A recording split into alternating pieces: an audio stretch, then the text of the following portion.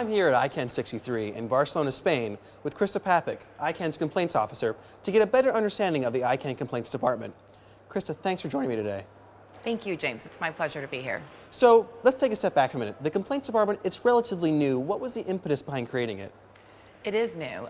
The Complaints Department was established about a year and a half ago, and the impetus behind it was to create a centralized location where people who have issues with the organization could submit a complaint, make it easy for them to let us know that something isn't working correctly. Then also to create a department that had a functional responsibility to make sure those complaints were heard, researched, and resolved appropriately and in a transparent fashion. So what kind of complaints does your department handle? When should someone reach out to you, contractual compliance, or the ombudsman? The complaints that we handle are about the ICANN organization, and I find it helpful to provide examples. So if a process isn't working correctly or appears to be completely broken, if there's missed timelines or deadlines that continue to happen again and again, they don't ever seem to get resolved, or situations where a community member feels that they're not receiving an adequate level of support from the organization. Whereas contractual compliance receives complaints about registries and registrars from people who feel like they may not be abiding by their contracts that they have with ICANN. So again, those complaints aren't about the organization, they're about contracted parties.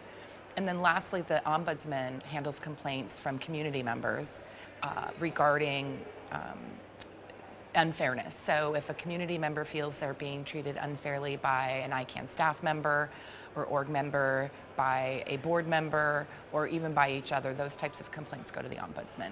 So what kind of complaints have you seen thus far? So far we've seen basically two types of complaints. Ones that lead to improvements by the ICANN organization, and the second bucket is about complaints that come in where ICANN's actually not empowered to do anything.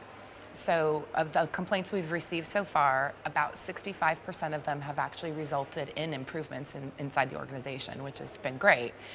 Some of those improvements are small tweaks to a process or procedure, and other ones actually result in large projects that get implemented over time to correct whatever the deficiency is. The second bucket is where the complaints are things that ICANN's not empowered to resolve. We do respond to those complaints. We explain why the organization is not empowered to resolve their issue, and explain about the governance model and how participating is a way to help influence the changes they're requesting. And an example of one of those would be a request for ICANN to modify a consensus policy, for instance, which of course we are not empowered to do. So let's say I want to file a complaint. I'm not really sure where to go. Where do I start? It's really easy. We have a web page on the ICANN website, icann.org/complaints-office. On that web page at the top is a place where you just click the submit button, submit a complaint, you answer some questions about your name and your email address, tell us what your issue is, and it comes straight to the complaints office to be looked at. The other way that you can do it is just to email complaints@icann.org with what the issue is, and we'll take it from there.